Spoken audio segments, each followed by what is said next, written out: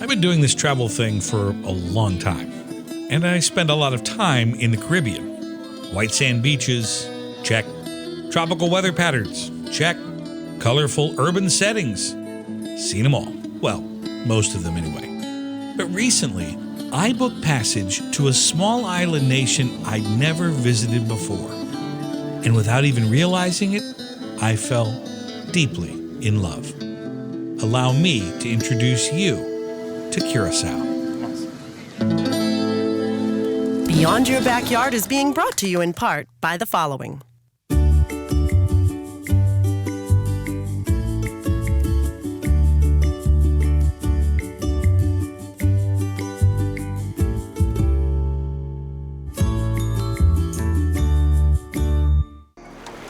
Sky Vacations. Bespoke journeys across Europe, Asia, Africa, Latin America, and the Middle East. Sky Vacations, your gateway to global destinations. Let us get you there.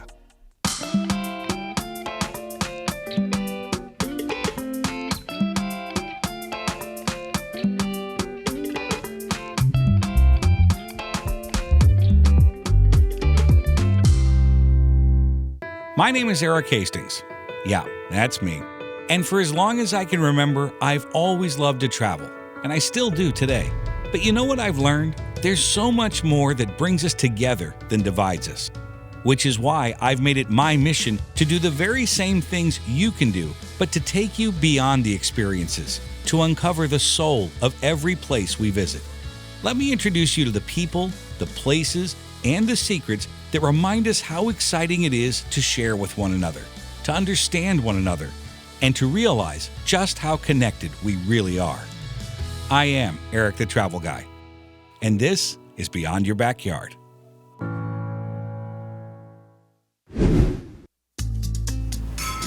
Thank you for watching, and welcome back. Have you ever dreamed of being whisked away to a surprise beach vacation where the sun is life, the trees are the air, and the water is so crystal blue you'll swear you are swimming in the sky? Well, pinch yourself because you are wide awake, and the island nation of Curaçao is here to answer that vacation dream call. On today's episode, we'll learn more about the indigenous people here. We'll learn about the Spanish and the Dutch. I'm going to show you some of those world-famous beaches, and I hope you'll join me for an exclusive chef's table dinner that's so delicious and so amazing, you will most likely have your Curaçao vacation booked before dessert. It's going to be a good one. Let's get started. You may have heard of the ABC Islands in the southern part of the Caribbean, but these are the three westernmost islands of the Leeward Antilles in the Caribbean Sea. Try saying that 3 times fast. And those islands would be Aruba, Bonaire, and Curaçao. These islands have shared political history and are all Dutch. I started my exploration by meeting up with my good friend T. She knows everything there is to know about this magical and often overlooked paradise. Does Curaçao have a peak visitor season when everybody's here? Yes, we do. We have like the summer vacation. Okay. Everyone has a summer vacation, so they fly over to Curaçao. Then you have also the end of the year, December. And people do it all the time. They come down here, they go, oh my gosh, I had no idea. Because I'll bet they walk in without any sort of, we don't know what this place is about. Right? Exactly, and they're surprised when they get on the island because it's safe. You walk around and everyone speaks English. It's not like we don't speak English. We speak 4 languages on the island. As soon as you come here, you feel at home. You can speak your own language, it's English. You can speak Spanish. We even speak Dutch. Right. And then we have our own language, Papiamento. Curaçao is about 1,200 miles south of Miami and only 37 miles off the coast of Venezuela, making it a slightly out-of-the-way destination for the more casual Caribbean visitor. But trust me when I say this, out of the way in this instance is a very good thing. Most visitors to Curaçao are more like locals. It seems everyone knows where things are, including the best spot for a refreshing beverage. Here you have the menu. You have mango, watermelon, melon, strawberry, bananas. And you can even say, if I cannot decide what fruit to drink or to have this morning, I can make a mixed fruit. Mixed fruit. Yes. And for anyone that has dairy problem, it's not a problem. You ask without milk. No milk. Yeah. And in the back, you have the other menu with the empanadas, oh, wow. the pastichis. And it has beef, chicken, cheese. We love cheese on the island. I love cheese. So no wonder I like this place so much. It's a cheesy place. I love it. you should move. Don't start. So what did we order? We had an empanada and a pastiche? And pastiche. Pastiche, okay. Yes. What's the difference? Okay, the empanada is made of cornmeal and the pastiche is made of flour. That's a big difference. And the one that you had, the empanada that you just had, is actually a Colombian empanada. Curaçao is a mixture of different cultures on the island. Sometimes you will stop here, then this one is owned by a Colombian lady and they will have a combination of the local empanada and the Colombian empanadas. And the Colombian empanada is with shredded beef and the local one is with ground beef. Because when you see the difference right away, You'll know. yeah, then you will know. But a ground beef empanada, I've seen those in other countries, right? It's a pretty standard. It's a pretty standard one, but that's how you see the mixture of cultures on the island. We have people from Venezuela, Colombia, Dominican Republic, we have Haitians, we have Americans, we have the Dutchies on the island, we have Belgium, Germans, it's a big melting pot. When did the food trucks start to emerge? When did that become? I remember going to the food trucks with my dad. We used to go on Thursday nights. Instead of having fries with beef, then we have like the pan francis. That's local bread on the island. It's this big, and then you can have it with grilled chicken. You can have it with beef. You can have it with carco. That's conch. It's delicious. Oh my gosh. Yeah. But going to a food truck is one of those. That's a perfect way to assimilate with the locals, because that's what they do. That's not reserved for, oh, that's what the tourists do. No. If you go, for example, to Barbecue Express, for example, when you're there, you'll be standing in line and hear all languages. You start from Spanish, Dutch, English. I even heard last night Portuguese. So there were tourists on the island, and they open at 9 at night, and they'll open until 2, 3 in the morning. So please, whenever you're on the island, just go to the food trucks at night, because then you'll be with the locals. Okay, so we are here right now from Otrobanda, and we're crossing, actually it's an Anna Bay to Punda, and this is the EMMY Bridge. And this is a very historic bridge. It is. It is from the 1800s, to be exactly 1888. Really? And it is still in its original state. It's part of the UNESCO World Heritage. Can you drive on this bridge? We're not allowed to anymore. But you could, right? Could. But you don't. We don't, exactly. And now we have the Queen Juliana Bridge, where you can drive with your car. It's not allowed to walk over there. You can't walk on that. Got it. What do you think about when you walk across this bridge? How rich we are, how lucky we are, the beautiful colors. I can't imagine seeing my buildings over here all white or gray. The color gives us the downtown life. It gives us the feeling that we have on the island. I like the fact that the water is always close by, and the water is a part of, at least tangentially, in just about everything you do here. Everything you do here. Even when growing up, I said I want to live next to the beach, or at least on walking distance of the water. Yeah. And my dream came true. I live on walking distance from a beach. Actually, 4. 4? 4 of them. Just wake up in the morning, change, and go swim. And go swim. Yeah. And here in Curaçao, we have different types of beaches, huh? Maybe I'll show them to you tomorrow. Yeah. Would you love to? I would love to. Okay. Yeah. Authenticity is a word bandied about quite often here, and it didn't take long to understand why. You see, Curaçao is approachable. As T and I continued our walk, we came upon a pretty big historical structure. So I call Curaçao an open-air museum. Everywhere you walk, everywhere you go, everything you touch is a part of the UNESCO World Heritage. This building, for example, is from the 1700s. Wow. It's one of our first commercial buildings here in downtown. So everything you see here has history. There's something very refreshing about walking through this downtown. The architecture, the sculptures, the flowers, the pedestrians, and those vibrant colors basking in the warm Caribbean sun. The very next morning, T did in fact take me to one of her favorite spots to get in the water. But it's not what I was expecting. When we got there, I thought we were going snorkeling. You know, the average everyday Caribbean vacation excursion. But oh no, T had something much, much, much much better in store for us.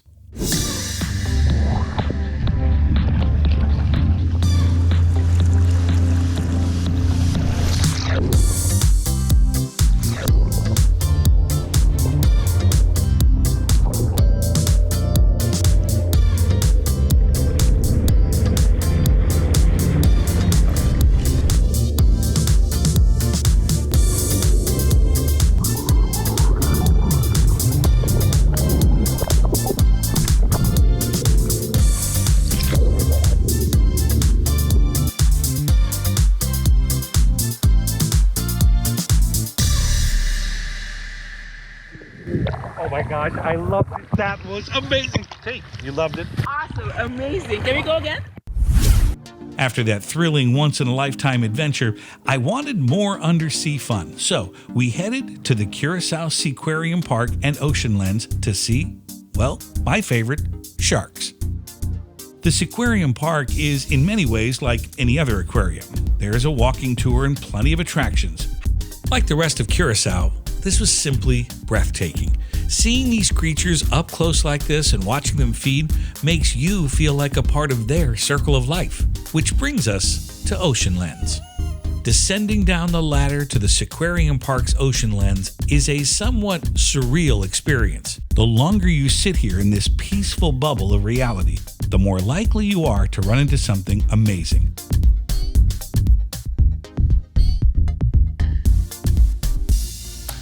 The weather here is simply perfect.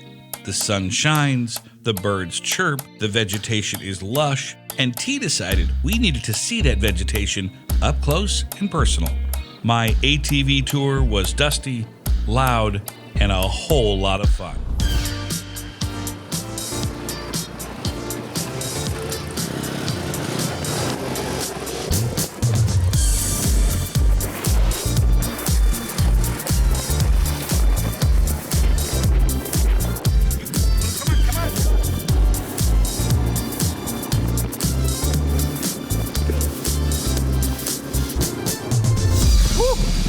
That was awesome. I'm going again. Bye. Now look, I'm not saying every vacation has to be an education, but in my estimation, a little knowledge goes a long way. I want to talk culture for a little bit here.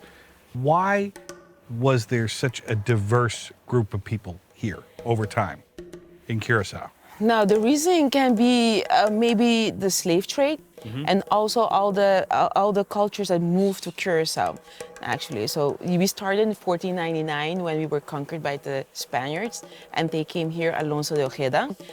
After that, we have the Dutchies that came to Curaçao, and then you have also the Shell that came to Curaçao, and then you have everyone migrating from all the Caribbean islands to Curaçao. But before that, you have then Papiamento is actually a combination of Spanish, Dutch, English, a little bit of French, and we do have some Portuguese in it too. Who was here in 1498? 98 indigenous people. Got it. Yes, the Arawak. It was the Arawak. Okay, Yes, got it. yes. And then the Spanish. And then the Spanish. After the Spanish came the Dutch. And since then we have been under the roof, actually, or the flag, you could say, from the Dutch. Got it. Yes, we're still part of the Dutch kingdom. Is there evidence of that slave trade today? Has some of that been preserved? Is that how is Yes, that it taught has. and educated here? It has been preserved because we have a lot of the land houses, the plantation houses actually on the island are still here. Some of them are from the 1600s, 1700s. We even have some of the 1800s. So when we're driving around, I will show you some of them. They're always high on the hill because then they have to overlook over the whole plantations and the slave. So those buildings are historical buildings, even though it won't tell a great story, but it is our history. It's our story. Right, but it is It the is. story. This is the story. Why hide it? Right. So we still keep our story. It is ours. Let's talk Tula for a moment. Yes. Tula is the one who started the first revolt on the island in the 1700s, meaning August 1795. He started a revolt and he started walking from the plantation on the northwestern part of Curaçao to downtown, actually to ask why aren't they free? They wanted their freedom. because they heard that all over the islands or the Caribbean, maybe Haiti, they were free already. So he wanted to ask and see, well, why aren't we free here on the islands? So then he started a revolt. It took more or less more than a month or 3 months, and then he was caught and killed, actually, trying to free all the slaves on the island. So that story still lives with us, and he's our freedom fighter. Tula's story is fascinating. But to get the true gravity of slave life, T took us to a very special place that today is open to the public and a real-life reminder of how slaves lived, worked, and used every part of the limited resources to their advantage. Is this a fence? It is a fence from cactus. Whose idea was this? This is really cool. This was actually a smart idea back then. Yeah. Because people used to have goats. Also from the outside, they were walking around, or goats in the yard. Right. So you don't want for your goats to leave the yard. And this was also a very cheap and nice way to build a fence. Right. So then people will just go walk around, and then they will go cut the cactus, and then they will have to put the cactus on this. Yeah, because you can't handle it. It's not like they have gloves, for heaven's sakes. Right. So if you want to grab the cactus, it will be like with the chi. Yeah. And the cha. Oh, wow. And you do it like this. Well, that's and like then magic. you put it. It's magic, right? It's very smart. Very cool. So you put one of these up, you keep the goats in, the traveling salesman out. Exactly. But And will it grow if you put it in the ground? Yeah, it will grow. You need to water it for the first 7 weeks. 7 weeks, okay. The first 7 weeks. This one you're going to use first. in the Coconut back. water or just water? It's just watered. Good. Wow, this is cool. Well, we could do exercises. This is good for the core. We do some squats with We could it. do some squats with that, absolutely. And if you look good at the fence, you have 2 parts of the fence. The one is outside, the other one is inside. Got it. And actually in the rainy season, cactus absorbs a lot of water for during the dry season. Right. So after the rainy season, then you will see the goats walking around and they're, oh, hi, this is green, this is delicious. And they will start eating it. So that's why they will create one on the outside, divide it, and then you have one on the inside because you can still protect. If they eat the part on the outside, then you still have the fence inside. That's so cool. It's very smart. Very smart. Yeah. You may be wondering what that remarkable fence is protecting. Well, let me tell you, there's something very special to Curaçao culture on the inside. This is an oven, right, T? This is pretty customary. This is an oven. This is pretty cool. It's pretty cool. Because you can't have this kind of oven inside a structure. No. Did you see the roof over there? Yeah, no. So I wouldn't advise you to have it in the house. No. If you want to keep have a roof over your head, just keep it outside. And it's the best way to have it here. This is an oven, and actually what they did was they dug a hole in the ground, and then they put some woods in it, and afterwards they will close it, and then you have also the heat stones. With the heat stones, they know how hot the oven is actually. So How? Would they touch it? No. they will listen it. They will listen to it. Oh, come on now. Yes, they will get very Listen, close, this and is then PBS. they will You hear. can't tell lies like that. Say listening to the stones. Come on, T. They will Seriously. listen, and then yes, because when you burn wood, then you will hear the sounds actually what's making, Crackling. and the crackling sounds, and by that sound you know how hot it is. So if you want actually to say, hey, it is too hot, what they can do, oh, they will hear it, it's too hot, it's crackling too much, they will come and they will take a stone out to let the wind go through from top and down And it'll cool it down. to cool it down. Indeed. Earlier in the episode, I referenced that Curaçao is most definitely a foodie destination. Every meal we ate was a deep dive in flavor, texture, ambiance, and a lot of tasty repartee.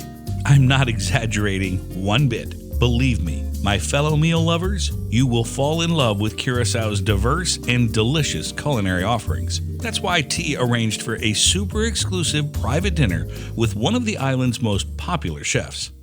So we're going to start with 2 amuses. The first one is a tartare of watermelon. And I cooked it sous vide for 8 hours. And then we dried it. And then when you prep it this way, it gets like this beefy texture. It's almost like meat. So we made a little tartare out of it. And then we made a cream with, we smoked some plantain, ripe plantain, and we made a cream with it. So it's smoked plantain cream. And we have some plantain crisps. So that's your first one. That's like a little magic trick. You did. Yeah. That only took 2 days to prepare. Yeah, I mean, I was about to your say. little magic trick. So the lionfish, it's a beautiful fish. I don't know if you know it. If you go snorkeling or scuba diving, it's it has these fins and like spines, and it's really like majestic if you see them underwater. But they are invasive. And what happens? They eat the fish that keep the reef clean, the baby fish. Got it. So they pose a threat to our underwater system, and they spread really rapidly because they have venomous spines. And the female ones produce 30,000 eggs twice a week. There's good news as well, because they're very tasty. So we say eat them to beat them. So I go down scuba diving and I bring my special gear, which I can show you if you want to see it. Absolutely. Oh, wow. So this is what we use. It was designed by someone on Curaçao. And I went hunting last Saturday, so the lionfish you're having in front of you, I shot it myself. That's incredible. And you need these two things. It's like, I think it's called a Hawaiian sling, a spear, and especially designed for the lionfish zookeeper, because they have venomous spines. And if you get stung, it apparently makes a big man cry. So it's very painful. I've never got stung, luckily. And you can get really close with your spear. So if there's a lionfish here, I can get this close with my spear. And then when I see it, I charge it like this. Be careful, Velas. I might shoot you. And then you hold it like this and you release, and then it's on your spear. So then you have it on your spear, and then you push the fish through the funnel, and then you pull it off the spear, and then you're... Because the funnel will hang onto it. Got Yeah, so the fish will be in here, safe. You're safe from the spines, and then you go look for the next Get one. another one. One of the assistants dress up as a lionfish and do a reenactment, maybe. Chef Helmy then proceeded to delight our palates with a 5-course culinary journey, featuring exquisite creations from her latest award-winning Caribbean cookbook. Amazing. Cheers. Absolutely. Thank you, Chef, very much. Pleasure. My pleasure. My belly full and my mind swimming with newfound knowledge about the relationship between Curaçao and its diverse palate. That and some remarkably tasty wine, mind you. It was time to head home. And like all good things, this remarkable dinner did in fact come to a close, as did my time here in Curaçao. I left this country with a unique understanding of the culture, the beauty, and the delicious food of this incredible place. Remember the name. It's Curaçao. And in my opinion, it's the island vacation you have been missing. I'm Erik Hastings. Thank you for exploring beyond your backyard.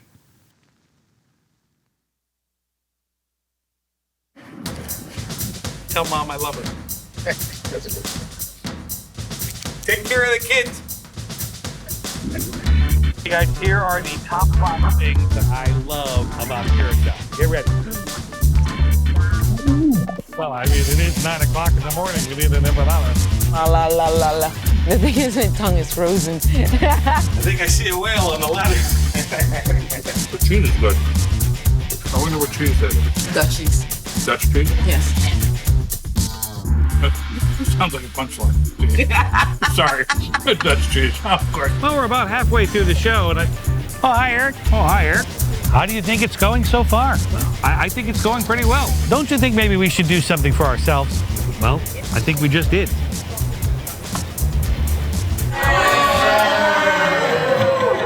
Bye-bye, douchey. Bye-bye, douchey.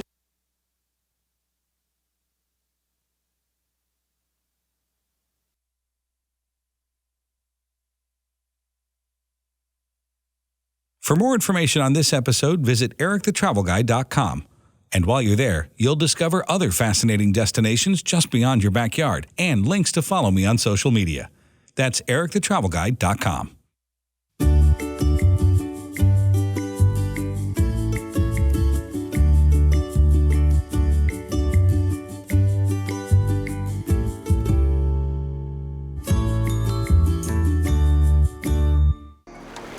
Sky Vacations. Bespoke journeys across Europe, Asia, Africa, Latin America, and the Middle East. Sky Vacations, your gateway to global destinations. Let us get you there.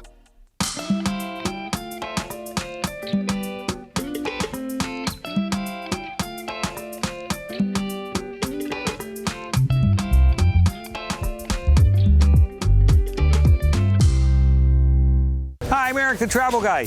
You know, I've been exploring the world professionally for more than a decade, and you know what I've learned? Is that fantastic experiences await you in every corner of the globe, but you don't always have to travel that far to uncover them. So join me each week as we go on and off the beaten path, learn something new, and sample delicious culinary. We're exploring beyond your backyard.